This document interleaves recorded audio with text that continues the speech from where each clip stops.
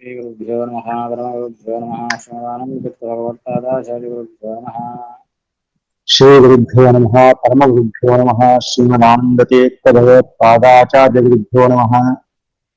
देवं नारायणं नत्वा सर्वदोषविवर्जितम् देवं नारायणं नत्वा सर्वदोषविवर्जितं देवं नारायणं नत्वा सर्वदोषविवर्जितं परिपूर्णं गुरुंश्चान् गीतार्थं वक्ष्यामि लेशतः परिपूर्णं गुरुंश्चान्गीतार्थं वक्ष्यामि देशितः परिपूर्णं गुरुंश्चान्गीतार्थं वक्ष्यामि देशितः समस्तगुणसम्पूर्णं सर्वदोषविवर्जितम् समस्तगुणसम्पूर्णं सर्वदोषविवर्जितं समस्तगुणसम्पूर्णं सर्वदोषविवर्जितं नारायणं नमस्कृत्य गीतातात्पर्यमुच्यते नारायणं नमस्कृत्य गीता तात्पर्यमुच्यते नारायणं नमस्कृत्य गीता तात्पर्यमुच्यते आपादमौलिपर्यन्तं गुरूणामाकृतिं स्मरेत् तेन विघ्नाः प्रणश्यन्ति च मनोरथाः आपादमौलिपर्यन्तं गुरूणामाकृतिं स्मरेत् तेन विघ्नाः प्रणश्यन्ति सिद्ध्यन्ति च मनोरथाः।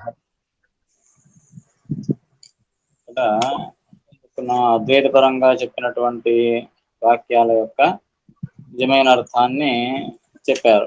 అహం బ్రహ్మాస్మి, తత్వమసి మొదలైనటువంటి వాక్యాలు ఇవి బ్రహ్మాఖ్య ఆత్మైక్యాన్ని బోధించవు. అన్ని పదాలు భగవంతునే తెలియజేస్తాయి అని చెప్పడానికి అనేక రకాలుగా ఆ శబ్దాల యొక్క నిష్పత్తిని అనుసరించి ప్రతి పదము ఆ భగవంతుని యొక్క వాచకము, భగవంతుని తెలియజేస్తాయి అని చెప్పారు. అహం అంటే ఏమిటి, అస్మి అంటే ఏమిటి, తత్, త్వం మొదలైన పదాలకు అన్నిటికీ కూడా భగవంతుడే ప్రధానమైనటువంటి అర్థము అనే మాటని చెప్పారు. దీని తర్వాత మరొక ముఖ్యమైన విషయం,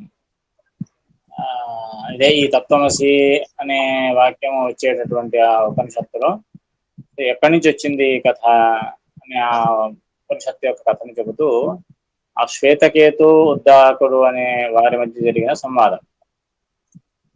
ఉద్దాలకుడు అనే మహర్షి యొక్క కుమారుడు శ్వేతకేతు. ఆ శ్వేతకేతు తాను విద్యాపీఠానికి వెళ్ళి బాగా అధ్యయనం చేసి మంచి విద్యావంతుడు అవుతాడు, మంచి గొప్ప జ్ఞాని అవుతాడు. ఆ జ్ఞానంతో పాటుగా అహంకారం కూడా వచ్చేస్తుంది అతనికి. అంత పాండిత్యం వచ్చిన తర్వాత ఇక నా సమానుడు ఎవరూ లేరు అనే ఒక అహంకారం వచ్చేస్తుంది. అహంకారంతో ఇంటికి తిరిగి వస్తాడు. విద్యాభ్యాసాన్ని ముగించుకొని ఇంటికి తిరిగి వచ్చినప్పుడు ఆ అహంకారం ఎంతగా తలకెక్కి ఉంటుంది అంటే తండ్రికి కూడా నమస్కారం చేయకుండా అతన్ని కూడా ధిక్కరిస్తాడు. ఇప్పుడు ఆ తండ్రి అంటాడు, నాయన ఇంత నీకు అహంకారం వచ్చింది కదా, ఎవరి గురించి తెలుసుకున్నావు, అసలు భగవంతుని గురించి తెలుసుకున్నావా, నువ్వు వేదాల అధ్యయనం చేశావు, ఆ వేదం యొక్క ముఖ్య తాత్పర్యమైన ఆ భగవంతుని జ్ఞానాన్ని గురించి తెలుసుకున్నావా, ఎవరిని తెలుసుకుంటే సమస్త ప్రపంచం గురించి తెలుస్తుందో అతని గురించి తెలుసుకున్నావా అని కొన్ని ప్రశ్నలు అడుగుతాడు. దేనికి సమాధానం చెప్పలేకపోతాడు శ్వేతకేతు. ఇప్పుడు అక్కడ వచ్చేటువంటి అనేక దృష్టాంతాలు అన్నమాట. అనేక దృష్టాంతాలతో వచ్చినటువంటి మాట, అప్పుడు వచ్చిన మాటని ఇది తత్వమసి అని. తత్వమసి అంటే అక్కడ రెండు విధాలుగా పదచ్ఛేదం చేస్తారు.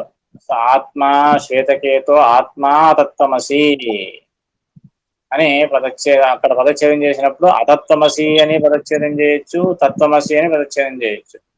అతత్వమసి అంటే అయ్యా నీవు నేనే నారాయణుని అనుకుంటున్నావా, నువ్వు అతనికి కావు అని ఒక పదచ్ఛేదము. తత్వమసి అని పదచ్ఛేదం చేసినప్పుడు అతడు నిజమే, ఎందుకు నారాయణుడు నువ్వు అంటే ఏ అర్థంలో, అతని వలె అతని అధీనంలో నువ్వు ఉన్నావు, నువ్వే అతడు కాదు అనే అర్థంలో తత్వమసి అనే వాక్యం వచ్చిన సందర్భం అన్నమాట. ఆ ఒక ఇతిహాసాన్ని ఇక్కడ శివదాచార్యులు తాత్పర్యంగా ఉదాహరిస్తూ ఉన్నారు. చూడండి, సర్వాన్ వేదాన్ అధీత్యైవ सर्वान् वेदानधीत्यैव ప్రజ్ఞాధిక్యేన హేతునా प्रज्ञाधिक्येन हेतुना శ్వేతకేతురహంకారాత్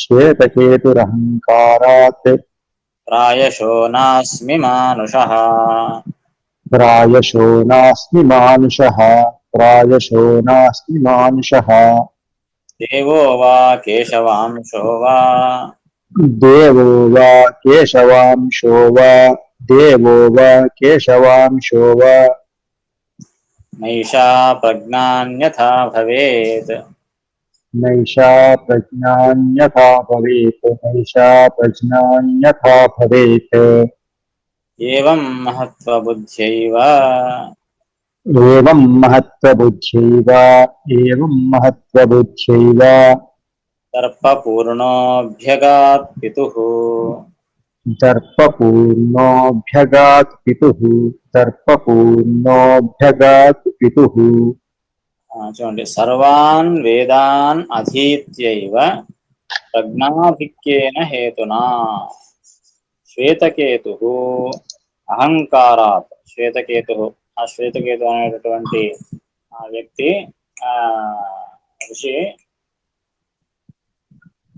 శ్వేతకేతు అనేటటువంటి ఆ ఋషి సర్వాన్ వేదాన్ అధీత్య సమస్త వేదాలను సర్వాన్ వేదాన్ సమస్త వేదాలను అధీత్య అధీత్య అంటే అధ్యయనము చేసి అధీత్యైవ అధ్యయనము చేసి ప్రజ్ఞాధిక్యేన హేతున ఆ ప్రజ్ఞాధిక్యము ఆ బుద్ధిమంతుడయ్యాడు గొప్ప జ్ఞాని అయ్యాడు ప్రజ్ఞాధిక్యము ఆ ప్రజ్ఞ యొక్క ఆధిక్యము దాని యొక్క హేతున ఆ కారణం వల్ల ఆ బుద్ధి ఎక్కువ కావడం వల్ల ఆ జ్ఞానం రావడం అనే ఒక కారణం వల్ల ఆ శ్వేతకేతువు అహంకారంతో ఆ కళ్ళు నెత్తికెక్కి ఏమనుకుంటున్నాడట ప్రాయశో నాస్మి మానుషః అని అనుకుంటున్నాడట ఆ శ్వేతకేతు ఏమని ప్రాయశ అంటే మోస్ట్లీ అని అర్థం బహుశః నేను నాస్మి మానుషః నేను మనుష్యుణ్ణి కానేమో నేను బహుశా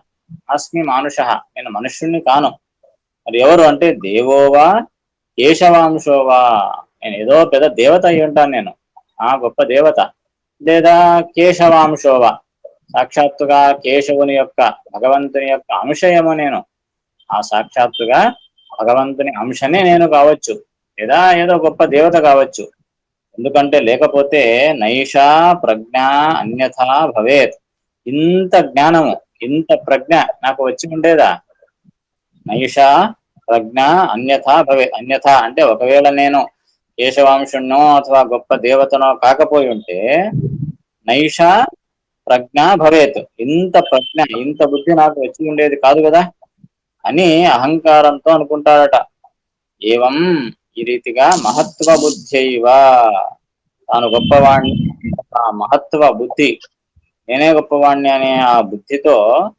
దర్పపూర్ణ అభ్యగాత్ పితు దర్పపూర్ణ ఆ దర్పముతో నిండినవాడై గర్వంతో నిండినవాడై అభ్యగాత్ పితు తండ్రి దగ్గరికి వచ్చాడు అభ్యగాత్ అంటే వెళ్ళాడు తండ్రి దగ్గరికి వెళ్ళాడట వెళ్ళిన తర్వాత ఏమైంది సకాశం అకృతాచారం సకాశమకృతాచారం తం దృష్ట్వా స్తబ్ధమగ్నవత్ త్వం దృష్టా స్తబ్ధమగ్నవత్ పితోవాచ కుతః పుత్ర పితోవాచ కుతః పుత్ర స్తబ్ధతా త్వాముపాగతా స్తబ్ధతా త్వాముపాగతా స్తబ్ధతా త్వాముపాగతా ప్రాయో నారాయణం దేవం ప్రాయో నారాయణం దేవం ప్రాయో నారాయణం దేవం నైవ త్వం పృష్టవానసి నైవత్వం పృష్టవానసి యస్మిన్ జ్ఞాతే తు అవిజ్ఞాత యస్మిన్ జ్ఞాతే తు అవిజ్ఞాత జ్ఞానాదీనాం ఫలం భవేత్ జ్ఞానాదీనాం ఫలం భవేత్ అప్పుడు ఆ తండ్రి అంటున్నాడట ఏమని ఆ తండ్రి దగ్గరకు వచ్చాడు వచ్చిన తర్వాత సకాశం అకృతాచారం. సకాశం అంటే దగ్గరికి అని అర్థం, వెనక దానికి సంబంధము. పితుహు సకాశం అభ్యగాత్ అంటే తండ్రి వద్దకు వచ్చాడు అని అర్థం. సకాశం అంటే అతని దగ్గరికి అని అర్థం. అలా వచ్చినప్పుడు అకృతాచారం తం దృష్ట్వా, వస్తూనే ఏం చేయాలి, వస్తూనే పెద్దవాళ్లకు నమస్కరించాలనా లేదా, వస్తూనే తండ్రి దగ్గరకు వస్తూనే నమస్కరించాలి. ఇది ప్రథమమైనటువంటి ఆచారం, మొదటి ఆచారం ఇది. కానీ అకృతాచారం, ఆ ఆచారాన్ని ఇతడు పాటించలేదు.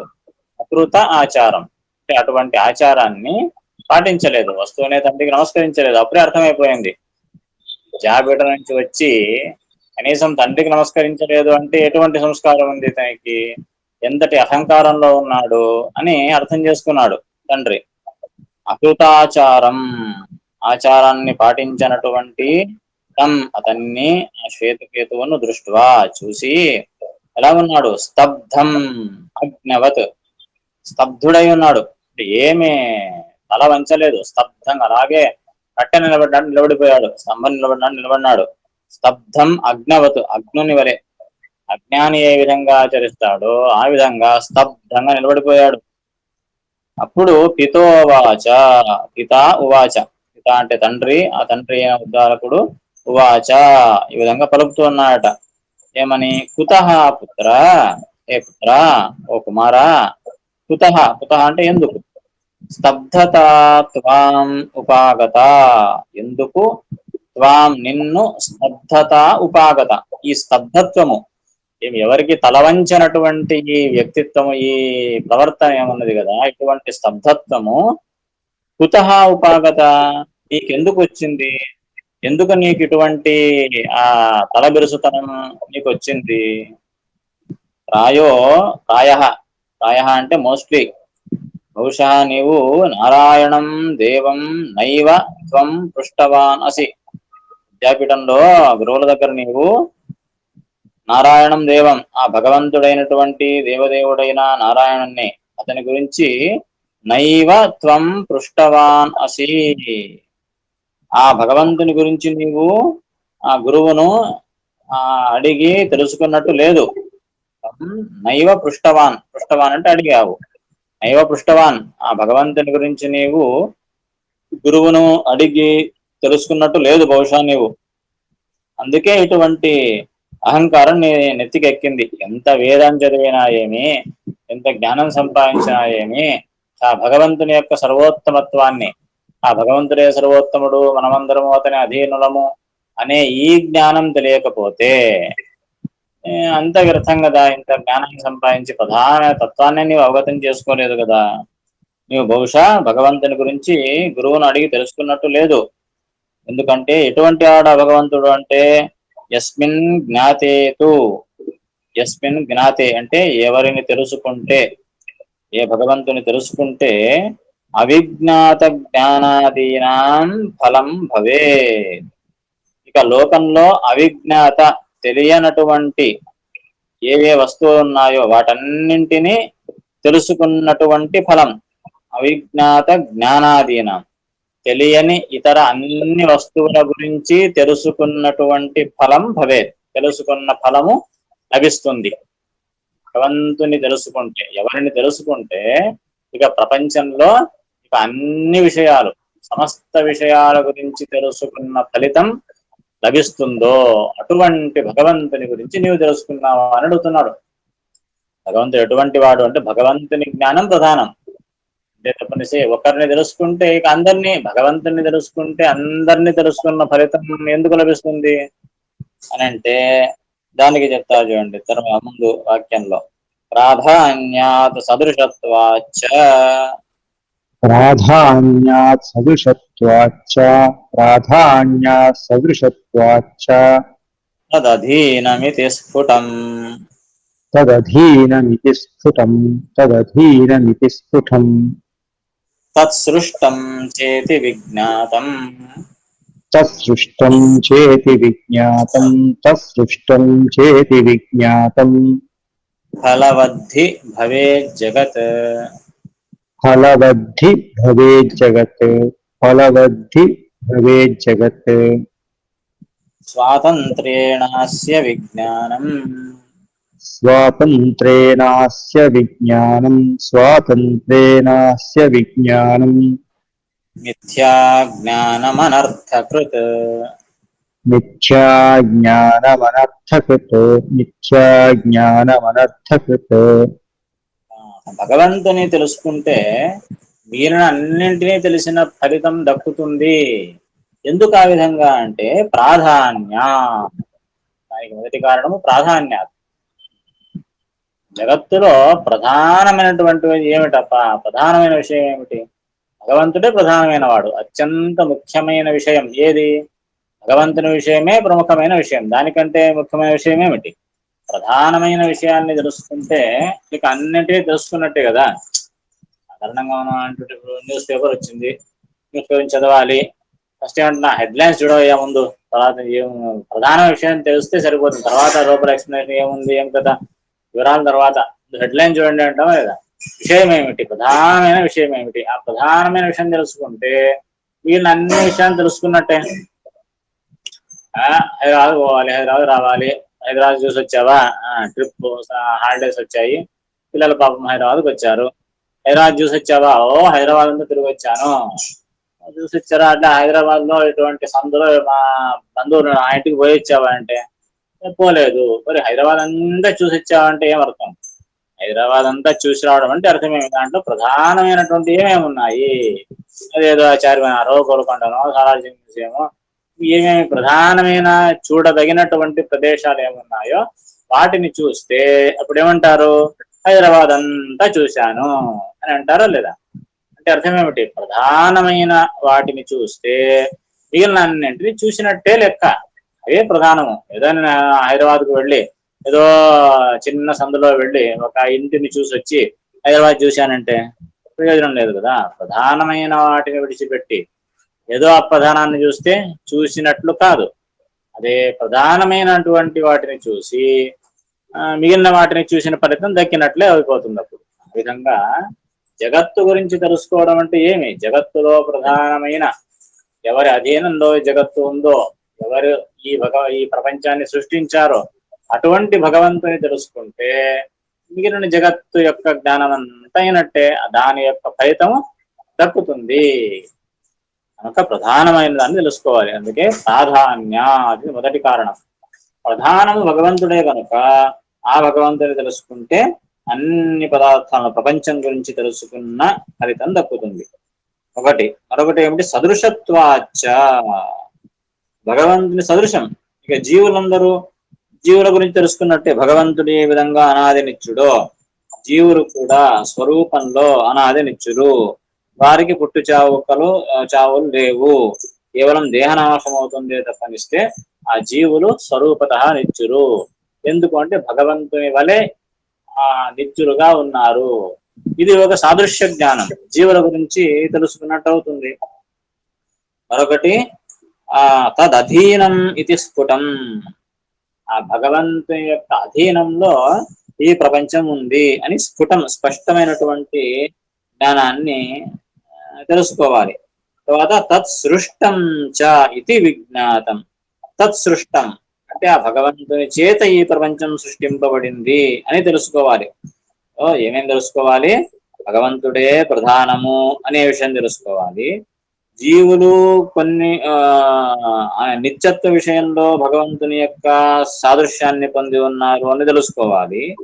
ఈ ప్రపంచమంతా అతని అధీనంలో ఉన్నది అని తెలుసుకోవాలి. ఈ ప్రపంచాన్ని సృష్టించిన వాడు భగవంతుడు అని తెలుసుకోవాలి. ఈ విధంగా తెలుసుకున్నప్పుడు విజ్ఞాతం ఫలవద్ధి భవేత్ జగత్. అప్పుడు ఈ జగత్తు యొక్క ప్రపంచం యొక్క జ్ఞానం యొక్క ఫలితం దక్కుతుంది. విజ్ఞాతం ఫలవద్ధి భవేత్ జగత్. ఈ విధంగా భగవంతుని తెలుసుకున్నప్పుడు అప్పుడు జగత్తు యొక్క జ్ఞానము, ఆ జ్ఞానం వల్ల కలిగే ఫలితము దక్కుతుంది.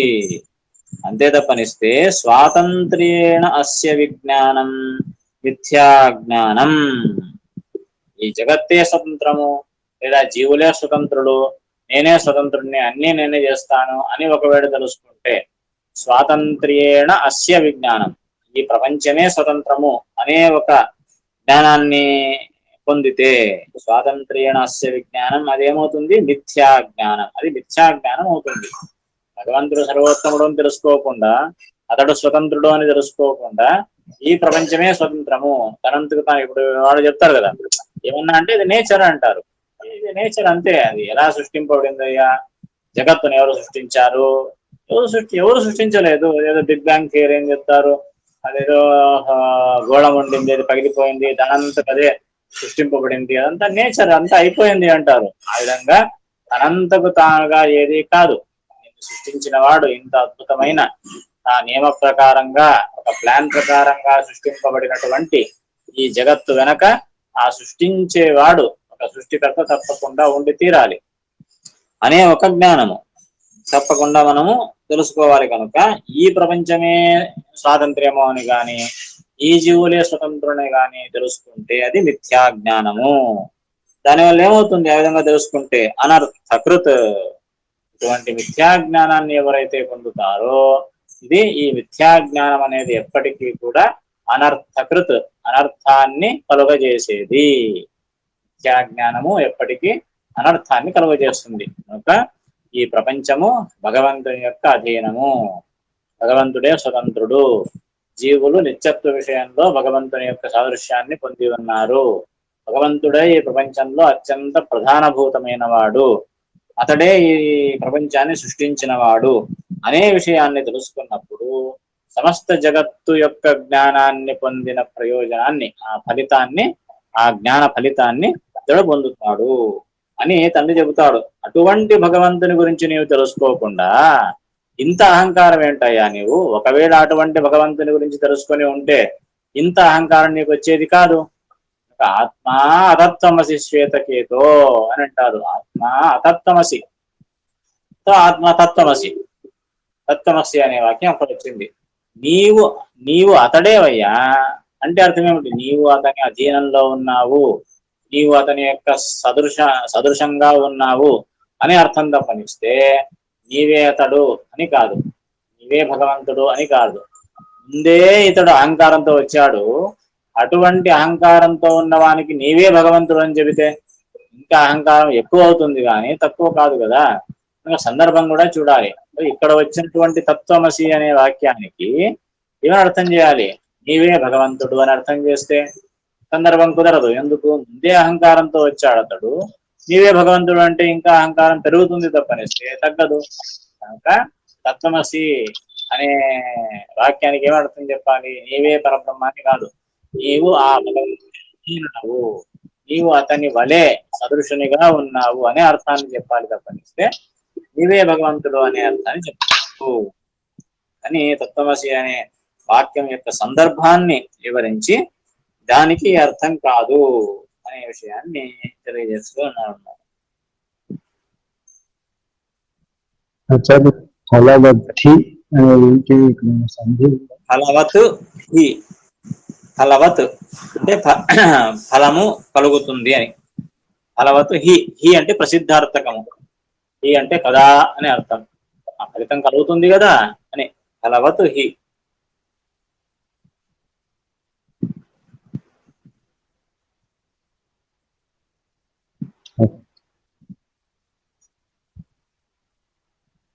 దీనికి విశేషమైనటువంటి విస్తారమైన ఇంకా వివరణ వస్తుంది. ఇక్కడ కొన్ని దృష్టాంతాలు ఇస్తారు.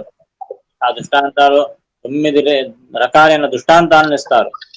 ఆ 9 రకాల దృష్టాంతాల్లో ఎక్కడా కూడా ఆ జీవైక్యాన్ని చెప్పలేదు అనే విషయాన్ని కూడా ముందు శ్రీమదాచార్య సమర్థిస్తారన్నమాట.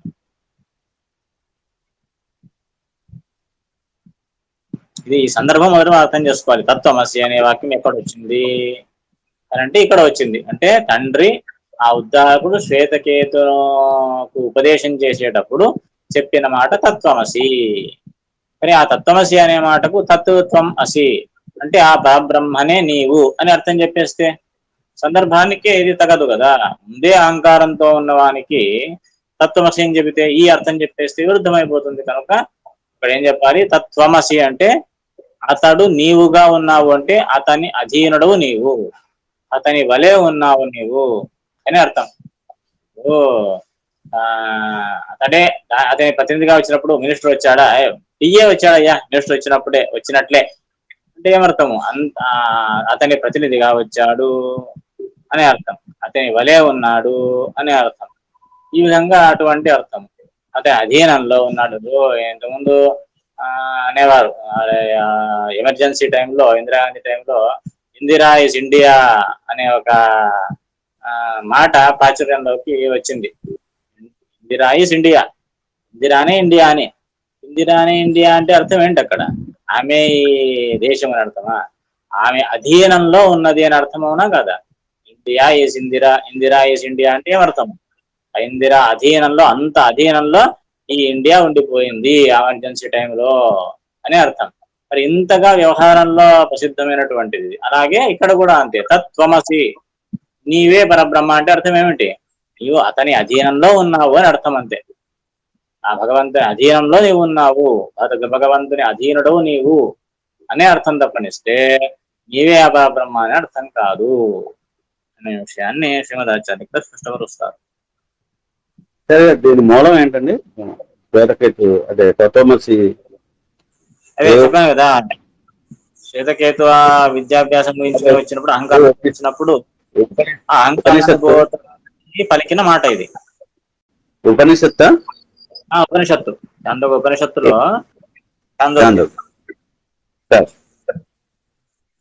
ఇంకా దాని వివరాలు వస్తాయి, మళ్ళీ నెక్స్ట్ క్లాస్ లో చెప్పుకున్నాను. దాన్ని ఇంకా అనేక ఉదాహరణలు చెప్తారు. దానికి ఉదాహరణ చెప్పి 9 రకాలైన ఉదాహరణలు చెప్తారు, చెప్పి తత్వమసి అని ఉపదేశిస్తాడు అనమాట.